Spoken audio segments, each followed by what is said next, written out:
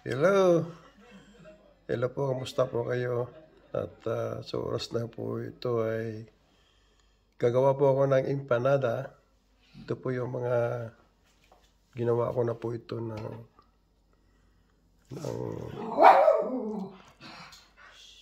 kanina po. Tsaka pinalamig ko. Ito po yung ingredients ng aking empanada. Yan. Ito po ay pork mince, capsicum, pasas, patatas, saka ginisa ko lang po ito. So, babalutin ko lang po ito at tapos ibibake. Yan. Ito po yung aking mga tray na prepare ko na po. Saka yan. Saka ito po yung pastry na gagamitin ko. Yan. Papastry.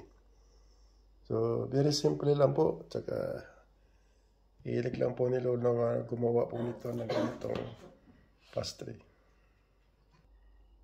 So, ganito po yung pastry niya. Yan. Sa loob. Yan. So, I'm going to cut this one into 4 square. 4 na square. Yan po yun. Yan. Yan po yan. Yan. Yan po. So, ito po yung pastry. Cut ko lang po sa gitna. Yan.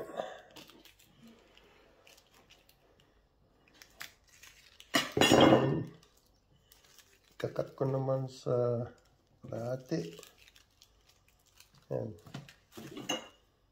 And we cut this one like this. Yan. Then another one. Yan. I'll cut that one too.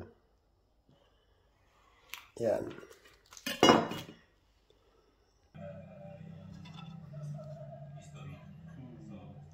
Yan.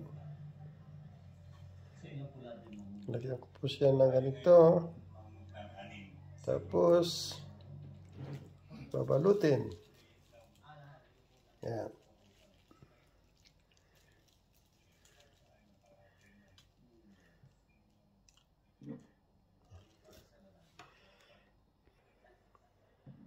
Yan po. Yan.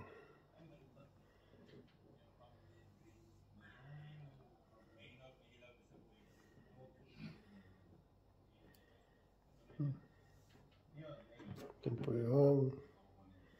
Yan. Tapos gagawin ko na ng ganyan. Yan. Yan. Yan. Yan. Ayos na. Yan o. Yan. Tapos another one.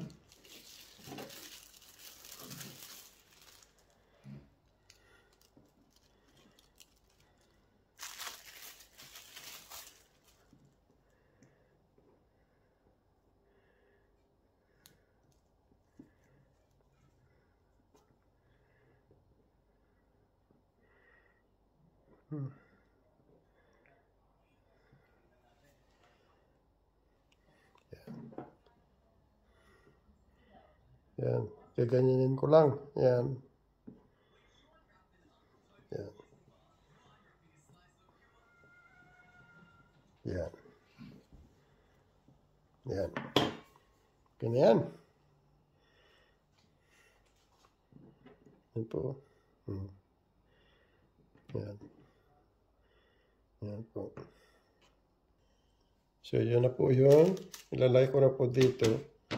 Tsaka ito po ay baking paper po ito. So yan lang po siya.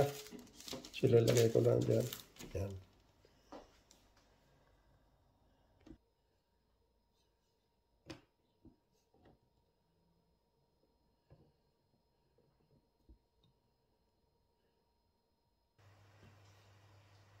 Yan na po I already finished wrapping the empanada.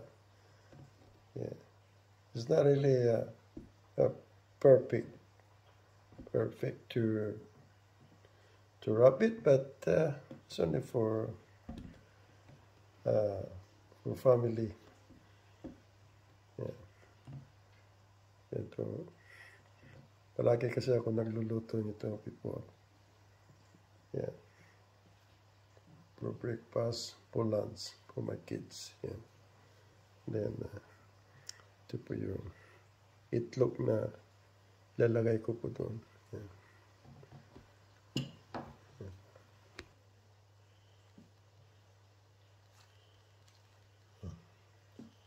Ito po ay lalagyan ko ng egg na sa taas. Yeah. Para po ay pag naluto ay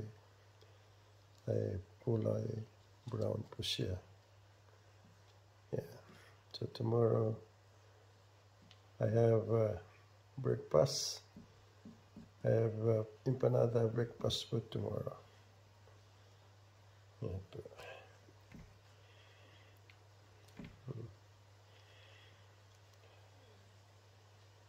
So,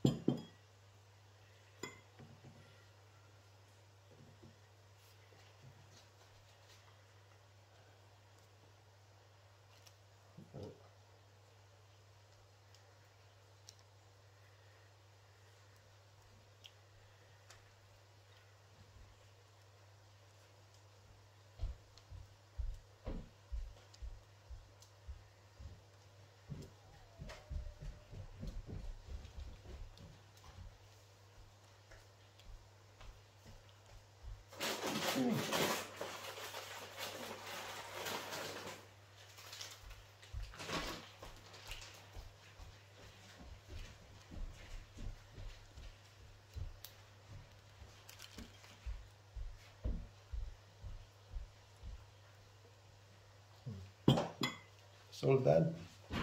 So, ilalagay ko na po ito sa oven. Yan na po. Ilagay ko na po sa oven.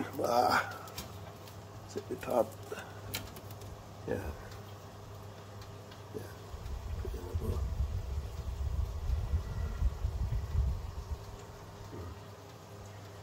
So, mga 15 to 20 minutes. Yan po. Yan. Ito na yan. Wow. Ito na. Pwede na. Bukas.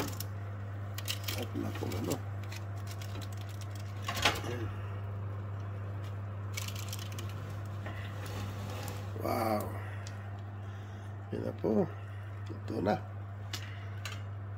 Pwede na. Thank you for watching.